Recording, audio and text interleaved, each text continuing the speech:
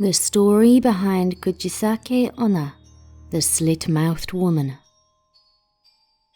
A long time ago, she was the wife of a samurai. She was a very beautiful woman, so beautiful that over the years she became obsessed and turned quite vain. One day, the samurai suspected her of cheating, and he flew into a jealous rage.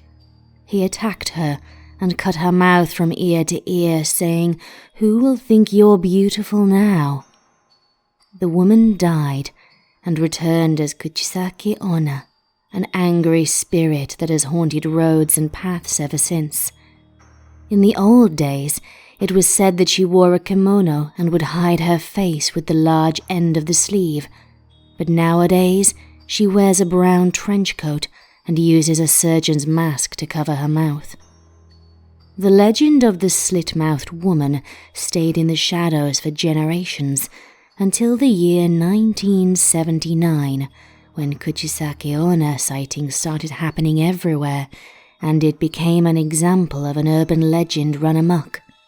The police feared that it was some crazy woman dressed as Kuchisake Onna and chasing children, but the source of it all seemed to be the stories that the children were telling each other.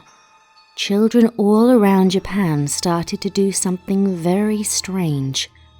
Every night on their walk home from school, they would carefully watch the bottom of each telephone pole that lined the road.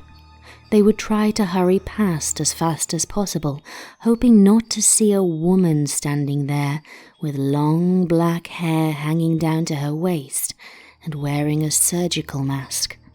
Surgical masks are commonly worn in Japan during the cold and flu season to help protect people from germs. But that year, a woman wearing that kind of mask could mean something different. It could mean she was an angry ghost, Kuchisake Onna, the slit-mouthed woman. After a while, the children started to travel in groups for safety. Then teachers got involved and would usher home the kids in their classes. But that didn't work, and such a panic set in that even the police got involved. They upped their patrols to keep an eye out for the woman in the surgical mask, who was known to wait in the shadows at the bottom of phone poles. The police thought she was a dangerous psycho on the loose, but the school kids thought differently. They saw her as a spirit they had to avoid at all costs. The thing is, if you walked near Kuchisake Onna, she would step out of the shadows and suddenly appear right in front of you. "Do you think I'm beautiful?" she'd ask. It is an odd and unexpected question, but hey, it seemed innocent enough, right? But how you answered the question would determine your fate. If you answered no, she'd take out a kitchen knife and kill you right on the spot. If you said yes, she'd rip off her surgical mask to reveal that her mouth was slit from ear to ear, and then say, "How about now?" At this point, you might get really scared and try to run away, but it was no use.